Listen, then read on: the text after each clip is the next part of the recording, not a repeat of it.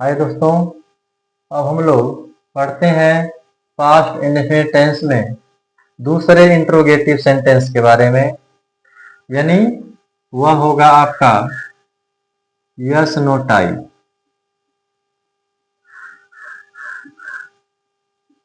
Yes no type यानी जब वाक्य शुरू में क्या शब्द पहले दिया हो और आपको ट्रांसलेशन करना हो तो सबसे पहले आप उस टेंस के हिसाब से सहायक क्रिया का प्रयोग करते हैं।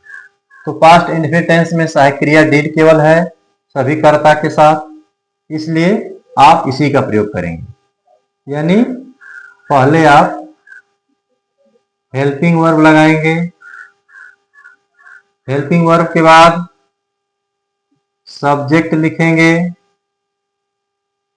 और यदि वाक्य में नहीं है तो नॉट, और मेन वर्ब का फर्स्ट पार्ट भी लगेगा।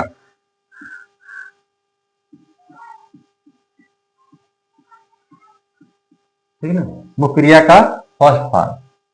फिर आप लिखेंगे ऑब्जेक्ट, ऑब्जेक्ट के बाद कॉम्प्लीमेंट।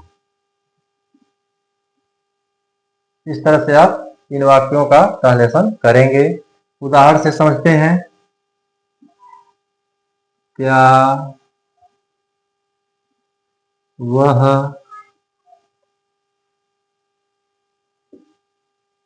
घर में खाना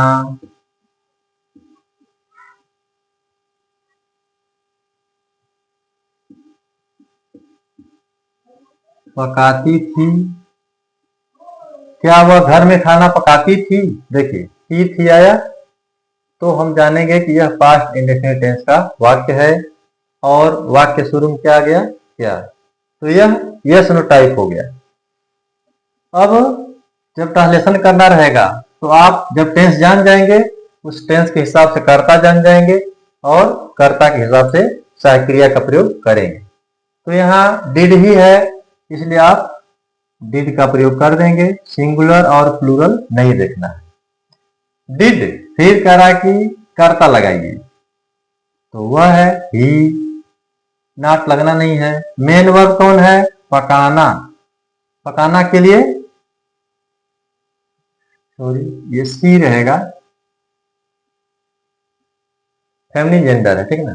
तो डिड सी पकाना के लिए कुक, ठीक। और ऑब्जेक्ट कौन सा है? खाना। The food. कॉम्प्लीमेंट क्या है? घर में, in the house. Did she cook the food in the house? यदि दे दे क्या मैं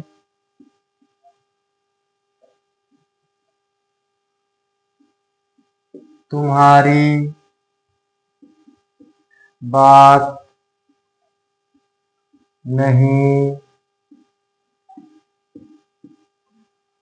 मानता था?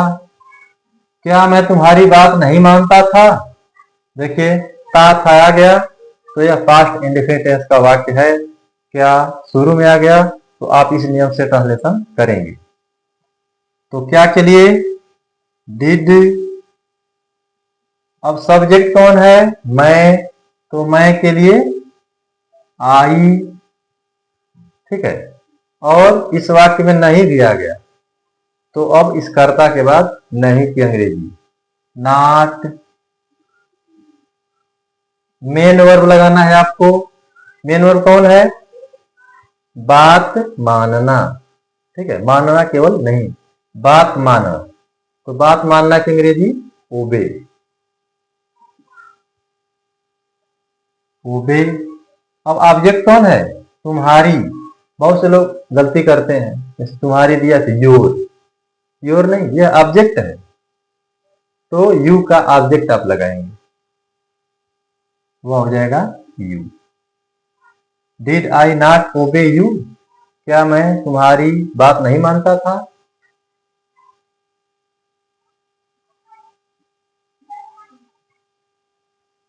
क्या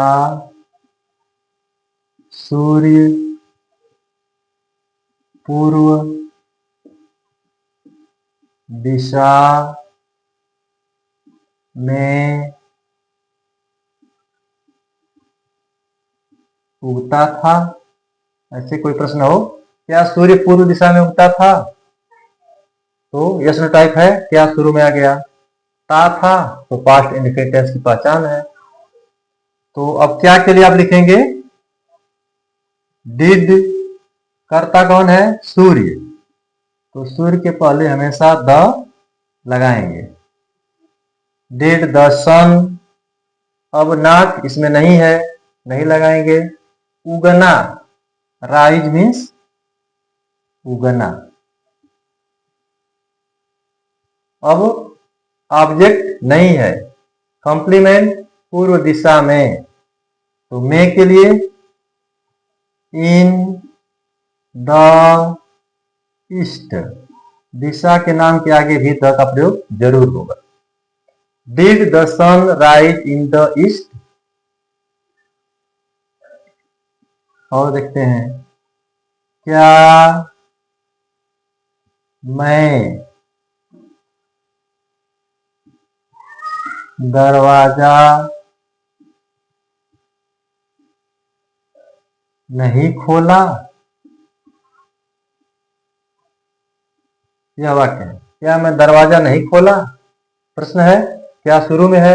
यस नो टाइप है। अब आप लिखेंगे सहायक क्रिया डिड, सब्जेक्ट कौन है? मैं, तो आई, नहीं आ गया इस सब्जेक्ट के बाद नॉट। मेन वर्ब कौन है? खोलना, तो ओपन मीन्स खोलना।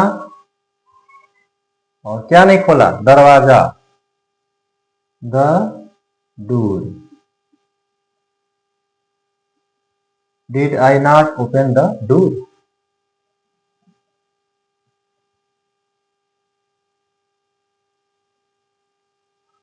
क्या राम झूठ बोलता था? यह देखिए, क्या राम झूठ बोलता था? तो ता था आ गया पास्ट इंडेफिनिट टेंस के अंतर्गत। क्या शुरू में है? तो यस नो टाइप इंट्रोगेटिव है। अब आप लगाएंगे सहायक क्रिया डिड, कर्ता राम, डिड राम। अब मुख्य क्रिया, ठीक है, बोलना, बोलना के लिए, झूठ बोलना के लिए टेल लिखते हैं। टेल और झूठ और लाई। डिड राम टेल और लाई? क्या राम झूठ बोलता था? इस तरह से आप इन यस नो टाइप प्रकार के इंट्रोगेटिव सेंटेंस का ट्रांसलेशन करेंगे। धन्यवाद।